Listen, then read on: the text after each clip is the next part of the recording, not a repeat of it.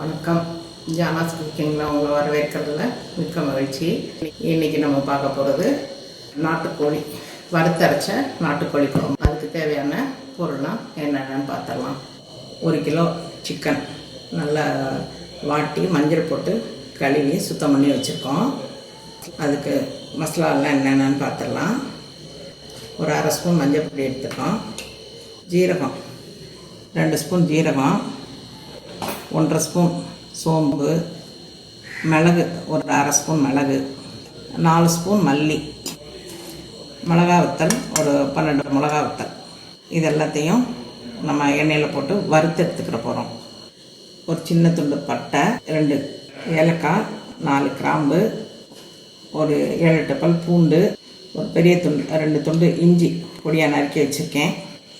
தாளிக்கிறதுக்கு கருவேப்பிலை, 2 தக்காளி எடுத்து வச்சுருக்கேன். ஒரு 4 ஸ்பூன் தேங்காய் துருவி எடுத்து வச்சுருக்கேன். சின்ன வெங்காயம் ஒரு 200 கிராம் உரித்து எடுத்து வச்சுருக்கேன். உப்பு தேவையான அளவு. தாளிக்கிறதுக்கு நல்லெண்ணெய். அடுப்பை பற்ற வச்சுட்டு ஒரு 2 ஸ்பூன் நல்லெண்ணெய் சேர்த்துடலாம். சேர்த்துட்டு வெங்காயத்தை நல்லா பொன் வறுவலாக வறுத்து எடுத்துக்கலாம். நல்லா சிவப்பாக வறுத்து எடுத்துக்கலாம். வெங்காயம் இந்த அளவுக்கு நல்லா வதங்கணுங்க. இப்போ நம்ம வெங்காயத்தை எடுத்து வச்சிடலாம். ஒரு கரண்டி எண்ணெய் சேர்த்துக்கிட்டேன்.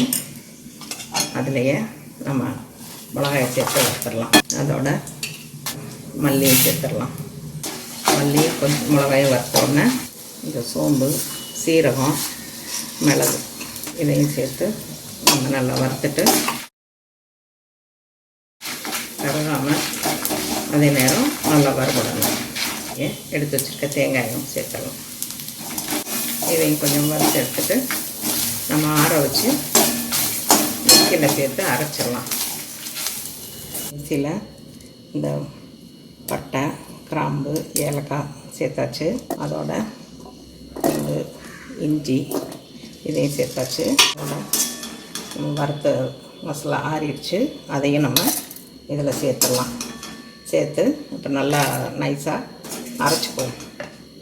இப்போ மிளகா, மல்லி எல்லாத்தையும் நம்ம அரைச்சாச்சு. வறுத்து வச்சதெல்லாம் நல்லா அரைச்சதோட இதையும் சேர்த்து நம்ம அரைச்சிடலாம். அடுப்பில் சட்டி எடுத்து வச்சுருக்கேன்.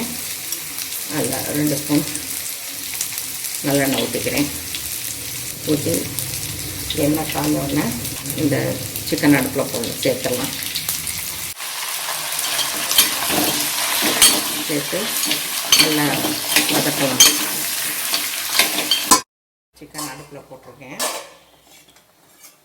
அதில் மஞ்சள் பொடி தேவையான மஞ்சளை சேர்த்து இந்த லைட்டாக தண்ணி வரும்.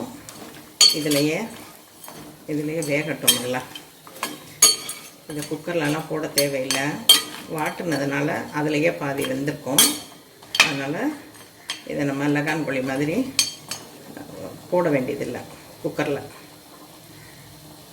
சிக்கன் நல்லா வெந்துட்டுருக்கு. தண்ணியெல்லாம் வச்சிருச்சு. அந்த சமயத்தில் தக்காளியை சேர்த்துடலாம். தக்காளி சேர்த்து நல்லா வறுத்து வேகட்டும். மறுபடியும் நம்ம மூடி வச்சுக்கணும். இந்த அரைச்சி வச்சுருக்க மசாலாவை இதோட சேர்த்துக்கணும். சேர்த்து நல்லா வதக்கி விடலாம். மசாலாவோட தேவையான அளவு கொஞ்சம் தண்ணி சேர்த்துக்கலாம். இன்னும் நான் உப்பு சேர்க்கலை.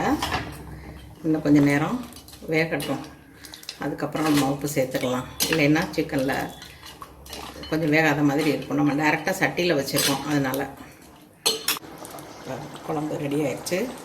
நம்ம தாளித்து வச்சிடலாம்.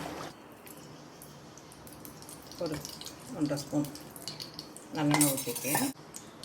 கொஞ்சமாக சோம்பு நுணுக்கி போட்டிருக்கேன். அதோட கொஞ்சம் சின்ன வெங்காயம், கருவேப்பிலை நல்லா வதங்கிடுச்சு. இப்போ எடுத்து குழம்புல சேர்த்துடலாம். அருமையான நாட்டுக்கோழி குழம்பு தயாராகிடுச்சுங்க. செஞ்சு சாப்பிட்டு பாருங்கள். எங்களுக்கு காரமாக சாப்பிட பிடிக்கும். அதனால் நான் கொஞ்சம் ஸ்பைஸியாக வச்சுருக்கேன். உங்களுக்கு வேணான்னா கொஞ்சம் கம்மி பண்ணிக்கோங்க.